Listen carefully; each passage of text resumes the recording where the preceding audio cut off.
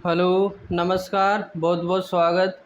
अधिगम की एमसीक्यू की श्रृंखला को आगे बढ़ाते हुए आज हम बात करने वाले हैं तीसरे पार्ट पर। देखिए, इसमें हमने सभी तरीके के क्वेश्चन लिए हैं, सरल और कठिन। तो ये आप बिल्कुल भी ना सोचें कि बिल्कुल सरल भी क्वेश्चन लिए हैं। वो इसलिए ताकि अधिगम का जो टॉपिक है पूर्ण तरीके से रिवाइज हो सके। तो चलिए शुरुआत करते हैं पहले क्वेश्चन से। स्थानांतरण के लिए आवश्यक है नकारात्मक सीखना, अस्थायी सीखना, स्थायी सीखना या फिर उपयुक्त सभी।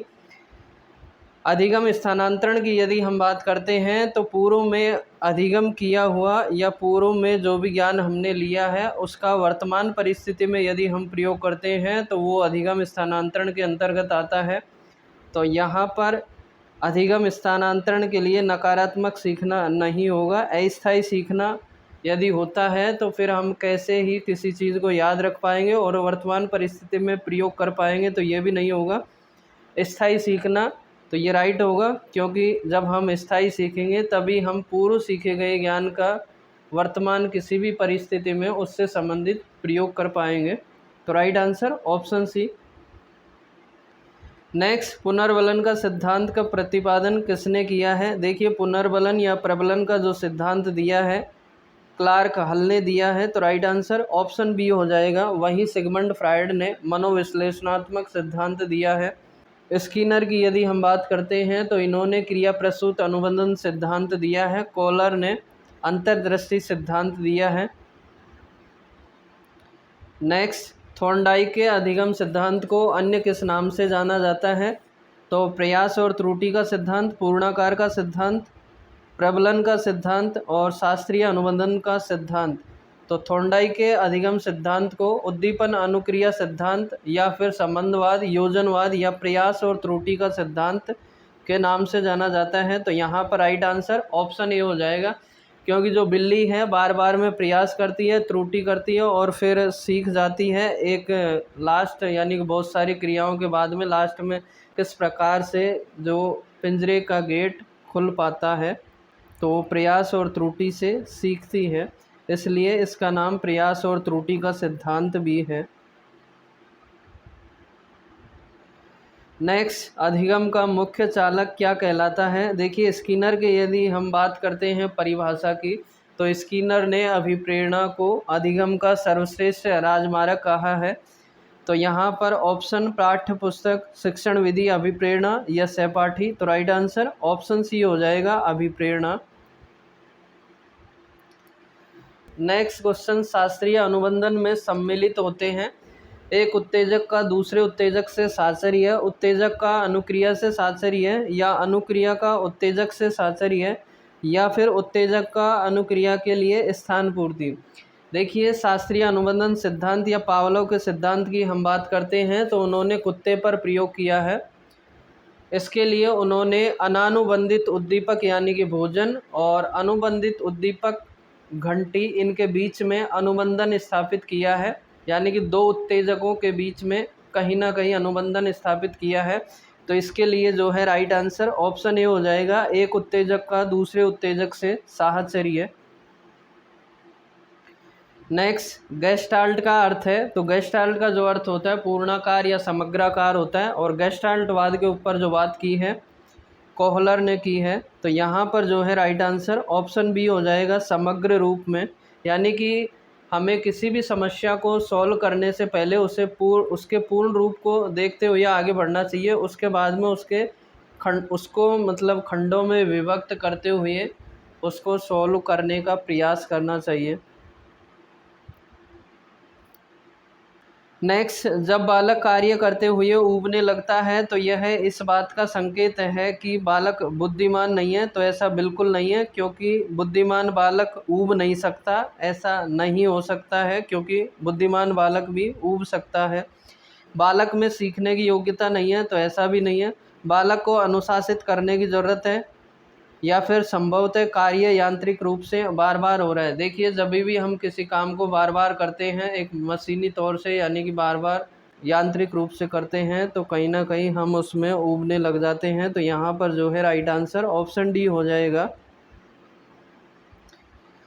नेक्स्ट क्वेश्चन, सहयोगी अधिगम में अधिक उम्र के प्रवीण विद्यार्थी छोटे और कम निपुण विद्यार्थियों की मदद करते हैं, इससे समूह में द्वंद्व होता है। तो ऐसा बिल्कुल नहीं है। जब समूह में रहते हुए विद्यार्थी एक दूसरे का सहयोग करते हुए समस्याओं को सोल्व करते हैं, आगे बढ़ते हैं, तो कहीं ना कहीं उनमें द्वंद्व तो बिल्कुल नहीं होता है।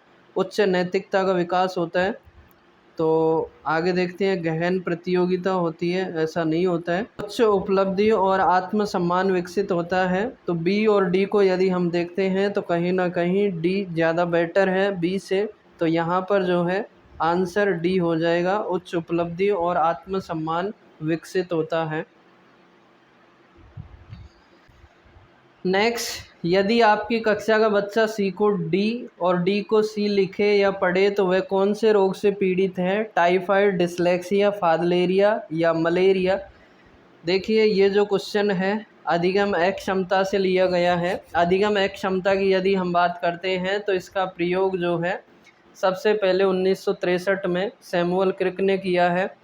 अधिगम एक क्षमता में जो बच्चा है कहीं ना कहीं लिखने में, पढ़ने में, समझने में या अंकगणितीय प्रक्रियाओं को करने में कठिनाई महसूस करता है। वहीं डिसलेक्सिया की यदि हम बात करते हैं तो ये भी अधिगम एक क्षमता का एक प्रकार है। इसमें जो बच्चा है शब्दों को उल्टा पढ़ता है या फिर हस्तकौशल निपुणता का अभाव होता है, जिसमें कि बटन बंद नहीं कर पाता है या फिर पेंसिल पकड़ नहीं पाता है। तो इस प्रकार से यहाँ पर जो है आंसर बी हो जाएगा, डिसलेक्सिया। सीखना व्यवहार में उत्तरोत्तर सामंजस्य की प्रक्रिया है, यह कथन है। तो ये जो कथन है स्किनर का है। व्यवहार के अर्जन में उन्नति की प्रक्रिया या सीखना व्यवहार में उत्तरोत्तर सामंजस्य की प्रक्रिया है, ये स्किनर का कथन है। नेक्स्ट, निम्नलिखित में से कौन सा विशिष्ट अधिगम विकलांगता का उदाहरण है? देखिए, अभी हमने बात की है अधिगम एक क्षमता की, तो यहाँ पर हमसे पूछा है विशिष्ट अधिगम विकलांगता। मानसिक मंदता, attention deficit, hyper disorder, autism या डिसलेक्सिया। तो विशिष्ट अधिगम विकलांगता डिसलेक्सिया से संबंधित है। तो राइट आंसर ऑप्शन डी हो जाएगा। मानसिक मंदता में जो बच्चा है कहीं ना कहीं मानसिक रूप से मंद होता है। अटेंशन डेफिसिट हाइपर डिसऑर्डर में जो बच्चा है एक जगह ध्यान केंद्रित नहीं कर पाता है, एक जगह बैठ नहीं पाता है, उछलता कूदता है। मतलब ये कि पूर्ण रूप से वो किसी भी वस्तु पर या किसी भी कार्य पर जो है ध्यान केंद्रित नहीं कर पाता है। ऑटिज्म की यदि हम बात करते हैं तो इसमें जो बच्चा है किसी भी शब्द को बार बार दोहराता है।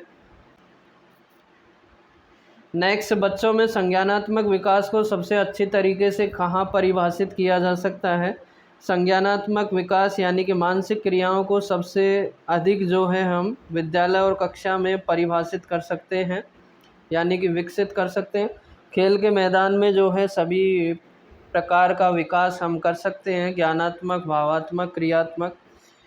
गृह में, ऑडिटोरियम की यदि हम बात करते हैं तो ऑडिटोरियम एक कमरा होता है जिसमें बहुत सारे दर्शक किसी भी प्रदर्शनी को देखने या सुनने के लिए इकट्ठे होते हैं। तो यहाँ पर संज्ञानात्मक विकास के लिए राइट आंसर ऑप्शन ए होगा। विद्यालय और कक्षा में इसको हम विकसित कर सकते हैं। नेक्स्ट, वाटसन के अनुसार शैशवावस्था में सीखने की सीमा और तीव्र विकास और किसी भी अवस्था की तुलना में अधिक होती है। इस कथन को ध्यान में रखकर शैशवावस्था में शिक्षा के आयोजन हेतु निम्न में कौन सी क्रिया निषेध होनी चाहिए, यानी कि कौन सी क्रिया को हमें नहीं करना चाहिए या मना करना चाहिए? जिज्ञासा संतुष्टि, बिल्कुल इससे तो करना चाहिए। आत्मनिर्भरता का विकास, मूल प्रवृत्तियों का दमन हमें नहीं करना चाहिए। तो राइट आंसर ऑप्शन सी हो जाएगा। क्रिया द्वारा सीखना, तो ये भी राइट होगा। तो कौन सी क्रिया निषेध करनी चाहिए? मूल प्रवृत्तियों का दमन, यानी कि इसे हमें नहीं करना चाहिए, इससे बचना चाहिए। यदि आपको ये अधिगम के MCQs की श्रृंखला पसंद आती है तो चैनल को सब्सक्राइब और लाइक करें। मिलते हैं फिर से एक नए वीडियो में, तब तक पढ़ते रहिए, मस्त रहिए, मुस्कुराते रहिए। धन्यवाद। जय हिंद, जय भारत।